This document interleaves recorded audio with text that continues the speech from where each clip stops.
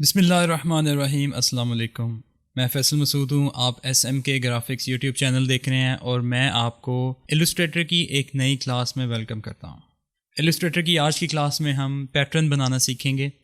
हम एक शेप को या डिफरेंट शेप्स को पैटर्न में कन्वर्ट करना सीखेंगे और हम वीडियो के लास्ट में हनीकॉम्ब पैटर्न बनाएंगे। तो चलिए जल्दी से वीडियो स्टार्ट करते हैं।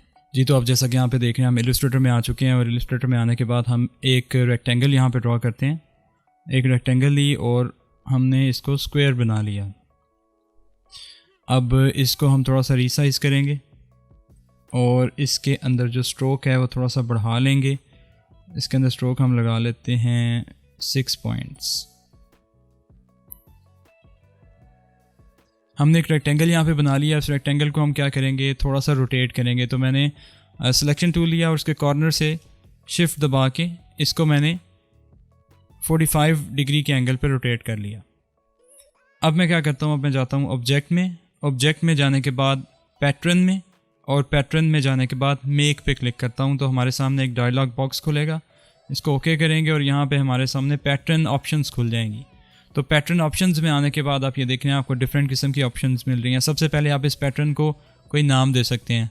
तो मैं यहाँ पे नाम दे देता हूँ माई न्यू पैटर्न, और उसके नीचे आपको ऑप्शन मिल रही है कि आपने इसका टाइल साइज़ क्या रखना है। टाइल साइज़ से मुराद ये है कि आप जब इसको चेंज करेंगे तो आपको पता चल जाएगा कि वो ग्रिड की फॉर्म में इन रेक्टेंगल्स को या आपके पैटर्न को अरेंज करे, या ब्रिक्स की फॉर्म में करे, या फिर brick by row, brick by column, hexadecimal की फॉर्म में करे।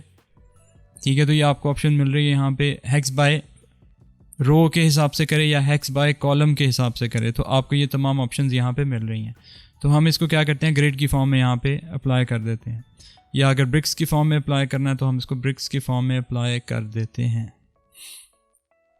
अब आप ये देख रहे हैं कि आपकी ये रोज़ हैं, ये जो कॉलम्स हैं, इसका ऑफसेट क्या रखेंगे।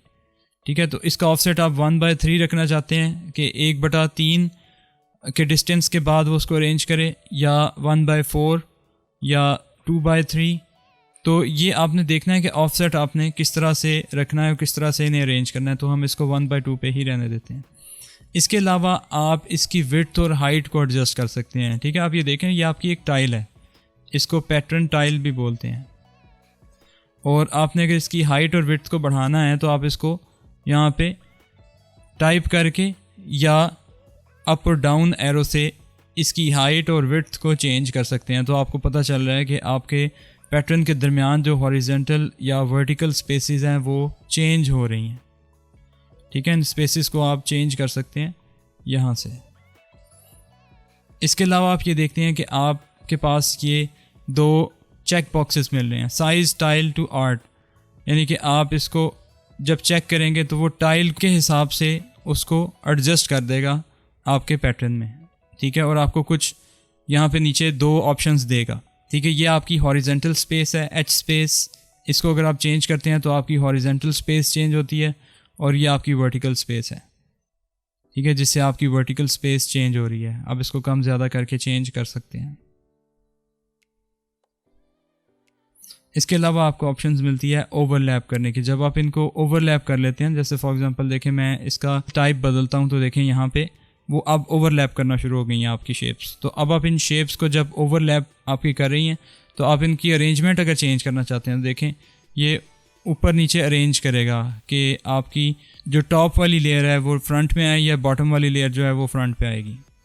ठीक है, इसी तरह आपकी लेफ़्ट वाली जो है वो फ्रंट पे आएगी या राइट वाली फ्रंट पे आएगी, अगर लेफ़्ट और राइट से ये ओवरलैप करेगा तो। इसके बाद आप ये देख रहे हैं कि आपके पास यहाँ पे पैटर्न की, आपकी टाइल साइज़ की कितनी कॉपीज़ आपको यहाँ पे नज़र आएँ। ठीक है, बाय डिफ़ॉल्ट यहाँ पे 5x5 कॉपीज़ आपको नज़र आ रही हैं। अगर आप बढ़ाना चाहते हैं या चेंज करना चाहते हैं तो आप यहाँ से बिल्कुल चेंज कर सकते हैं। और जब आपने ये कॉपीज़ को देख रहे हैं तो आपकी कॉपीज़ कितने % डिम हो जाएँ, यानी कि वो कितने % जो है वो ट्रांसपेरेंट हो जाएँ। 40% डिम करना चाहते हैं तो आप 40% कर लें, या उसके अलावा कोई और वैल्यू आप यहाँ पे रखना चाहते हैं तो आप उतने % यहाँ से डिम कर सकते हैं। इसके बाद आप ये देख रहे हैं कि आपके पास ये जो टाइल का एज है, ये वाला, ये आपको दिखा रहा है। इसको अनचेक करेंगे तो वो टाइल का एज आपको नहीं दिखाएगा। ठीक है, और जब हम देखते हैं अपने इस स्वॉचेस वाले पैनल के अंदर तो आपका ये जो पैटर्न है आपको स्वॉचेस के अंदर यहाँ पे बन के नज़र आ रहा है। ठीक है, जब इसको क्लोज़ कर देंगे तो आपके पास ये पैटर्न आपका स्वॉचेस वाले पैनल के अंदर आ चुका है। ठीक है, और जब हम किसी भी शेप में पैटर्न को अप्लाई करना चाहते हैं, जैसे फॉर एग्जांपल ये मैंने एक रेक्टेंगल ड्रॉ किया और उसके अंदर हम फिल करना चाहते हैं पैटर्न को, तो हम फिल में जाके यहाँ से पैटर्न भी फिल कर सकते हैं इसके अंदर जो पैटर्न हमने क्रिएट किया था। अब हम एक पैटर्न बनाते हैं हनी कॉम्ब का। ठीक है, वो हनी कॉम्ब का पैटर्न हमने कैसे बनाना है वो मैं ज़रा आपको बताता हूँ। हमने अपनी शेप टूल्स में जाना है, पॉलीगॉन टूल ले लेना है और एक पॉलीगॉन को ड्रॉ कर लेना है हमने शिफ्ट दबा के, और हमने इसके स्ट्रोक को एडजस्ट कर लेना है। हम इसके स्ट्रोक के अंदर कोई ना कोई कलर सेलेक्ट कर लेंगे।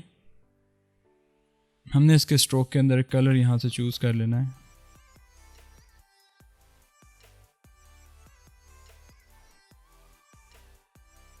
अब हम क्या करते हैं, अब हम इस शेप को सिलेक्टेड रखेंगे और ऑब्जेक्ट में जाके पैटर्न में जाके मेक पे क्लिक करेंगे और अपने इस डायलॉग बॉक्स के अंदर कुछ चेंजेस करेंगे।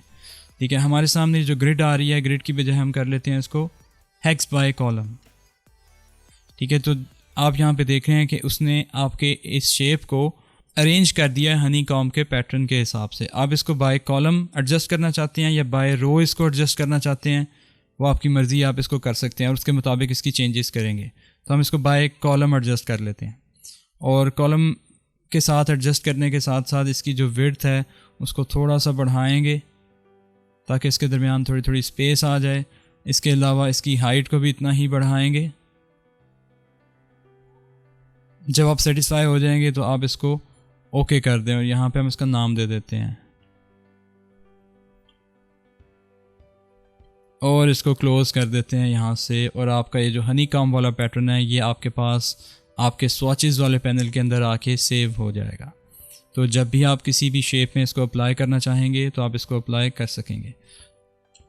जैसे फॉर एग्ज़ाम्पल मैंने एक पॉलीगॉन ली बड़ी सी और इसके अंदर हम अपना हनी कॉम्ब वाला पैटर्न अप्लाई करेंगे।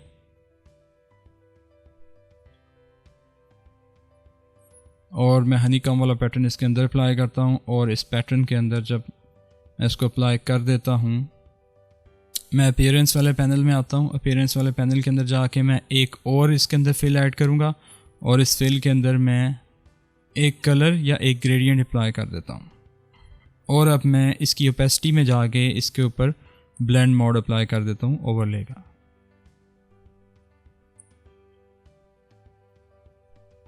और जब मैं इसकी ओपेसिटी को चेंज करता हूँ, ये सॉफ्ट लाइट अप्लाई करता हूँ, डिफरेंट ब्लेंड मोड्स आ रहे हैं मेरे पास। मैं डिफरेंट किस्म के ब्लेंड मोड्स को अप्लाई करके देखता हूँ तो देखिए मेरे पास रिज़ल्ट आ रहा है। ठीक है, ये स्क्रीन वाला ब्लेंड मोड आप देख रहे हैं या लाइटन वाला ब्लेंड मोड देख रहे हैं, कलर बर्न देख रहे हैं, मल्टीप्लाई देख रहे हैं, डार्कन देख रहे हैं। ठीक है, तो डिफरेंट ब्लेंड मोड्स आपके पास आ रहे हैं। हम ब्लेंड मोड्स को अप्लाई करके देखते हैं तो हमारे पास हमारा रिज़ल्ट हमें यहाँ पे मिल रहा है। स्क्रीन अप्लाई करके देखें तो ये हमने अपनी शेप के अंदर अपना बनाया हुआ पैटर्न फिल कर दिया। जी, तो आपने आज की इलस्ट्रेटर की क्लास में हनी कॉम्ब पैटर्न बनाया और हमने ये देखा कि आपके पैटर्न वाले पैनल के अंदर आपको क्या क्या ऑप्शंस मिलती हैं। होपफुली आपको आज की क्लास अच्छी लगी होगी। अगर अच्छी लगी है तो इसे लाइक ज़रूर कर दीजिए और चैनल को सब्सक्राइब करना ना भूलिए। वीडियो को एंड तक देखने का बहुत शुक्रिया। अपना बहुत सा ख्याल रखिएगा। अल्लाह हाफिज़।